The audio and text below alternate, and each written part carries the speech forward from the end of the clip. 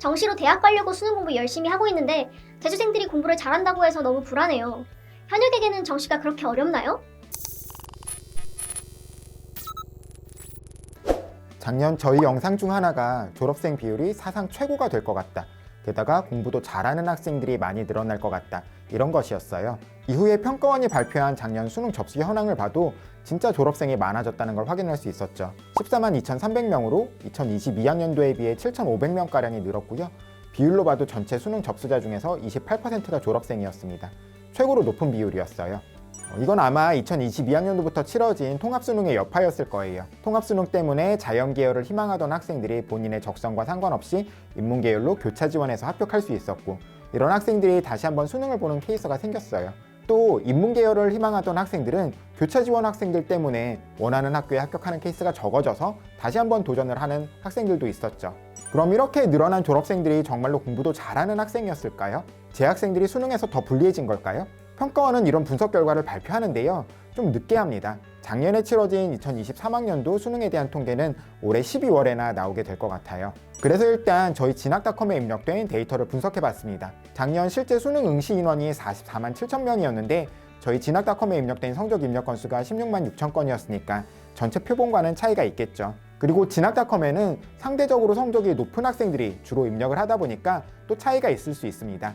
재작년 수능의 경우에는 저희 진학사 DB로 확인한 졸업생들의 국어 표준 점수 평균이 115.89점이었는데 평가원이 발표한 자료는 109.7점이었거든요. 진학사 DB가 6점 정도가 더 높았어요. 재학생도 마찬가지였죠.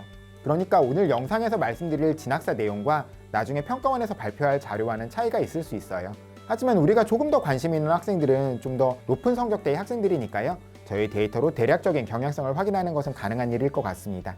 어쨌든 졸업생들의 성적이 더 높았어요. 저희 DB로는 졸업생이 재학생에 비해 6점가량 높았고요. 평가원 자료로는 무려 13점이나 더 높았으니까요. 이건 어떻게 보면 당연하죠. 졸업생들이 더 많이 수능을 준비할 수 있는 시간이 있었으니까 성적이 높을 거예요.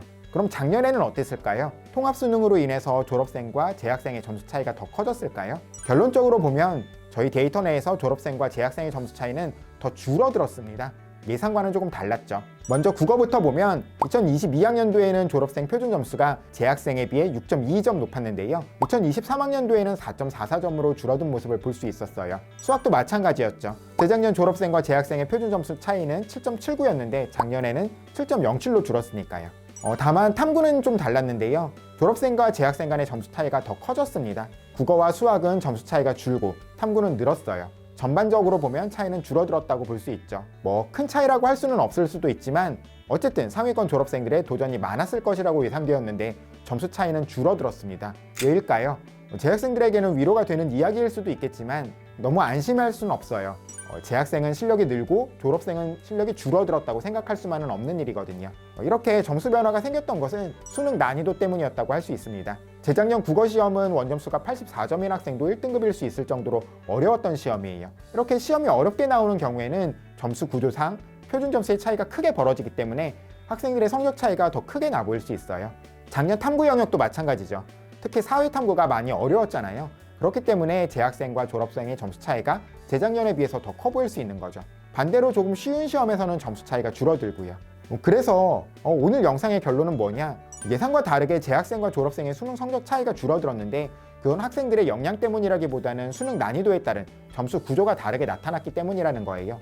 그러니까 올해도 여전히 졸업생의 수능 도전은 많을 수 있을 것 같은데 재수생이 늘었네, 어쩌네 이런 거에 신경 쓰기보다는 그냥 본인 공부에 잘 집중하고 있는 게 좋을 것 같다는 말씀을 드리고 싶었습니다. 너무 뻔한 소리를 돌려한 감이 있지만 작년 졸업생들의 성적을 한번 비교해 봤어요.